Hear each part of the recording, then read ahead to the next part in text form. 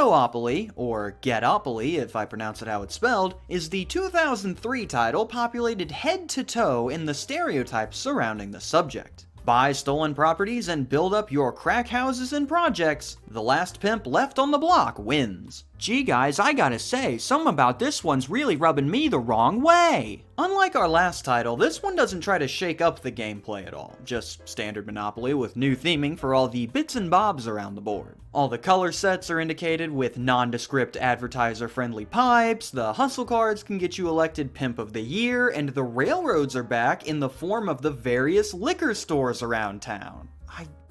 At least they're there? But immerse yourself even further into the world of Gettopoly by selecting one of the new game tokens. We have a student with their textbook, Jamiroquai, some type of engineering project, a basketball from the local Boys and Girls Club, native flora from the community garden, Red 40, and a nondescript advertiser-friendly rock.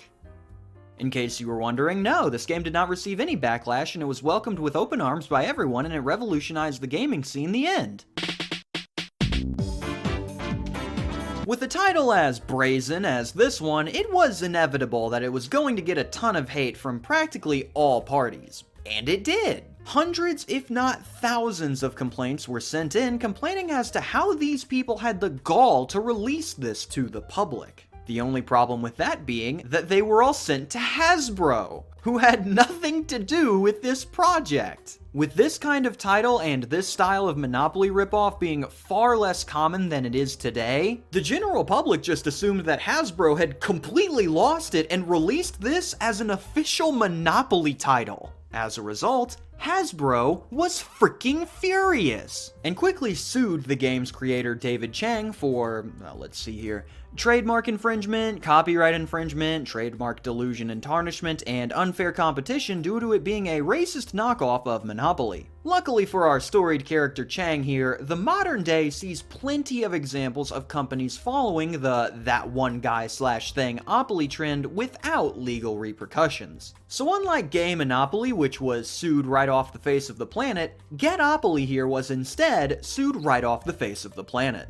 Our boy Dave got killed in there, a complete massacre. But how did Hasbro manage to win this case? Did they use underhanded tactics? Did they bribe the judge? No. In fact, Hasbro went for a wholly unorthodox method that really ended up working wonders for them in the end, relying on your opponent being a complete moron. David Chang's strategy in this courtroom drama was bold, to say the least. He would be going up against the full might of the Hasbro legal team completely alone, and when asked to provide documents that certified his testimony on the revenue that he had made from the game, he would delay again, then give some kind of excuse, ask for a little more time, then delay again, and then refuse to provide the documentation altogether. His shenanigans got so bad that the judge eventually decided to just find him in contempt of court, throwing out his case entirely, which automatically granted the win to Hasbro simply because they were the only party that participated. As a result of this, Chang was permanently enjoined from manufacturing, reproducing, distributing, advertising, selling, or displaying anything related to the Gettopoly brand, including the future games that he had planned to produce, Redneckopoly, Hoodopoly, and Latinopoly. Chang was also forced to pay a $400,000 fine to Hasbro for damages, which matched what he testified was the profit he received from selling the game. Now, although I have portrayed Chang as a moron here, there was also the possibility that he was playing three-dimensional chess while Hasbro was caught playing checkers. In his testimony, he said that he had made $400,000 to $500,000 from selling the game. But when told to provide the documentation that proved this number true, he put them through the legal ringer until he was given the forced loss. When you lose this kind of legal battle, Hasbro is meant to get all of the profits that you made from the infringing product. and since they couldn't certify the number, the judge just gave them the lower end of Chang's own estimate. Now, what's interesting is that the courts did some number crunching, and based on Chang's other testimony of selling around 50,000 copies, they determined that at the lowest price that Chang ever charged for the game, he would have made at least $900,000 in profit, ignoring the fact that he had raised the price several times during the game's lifespan.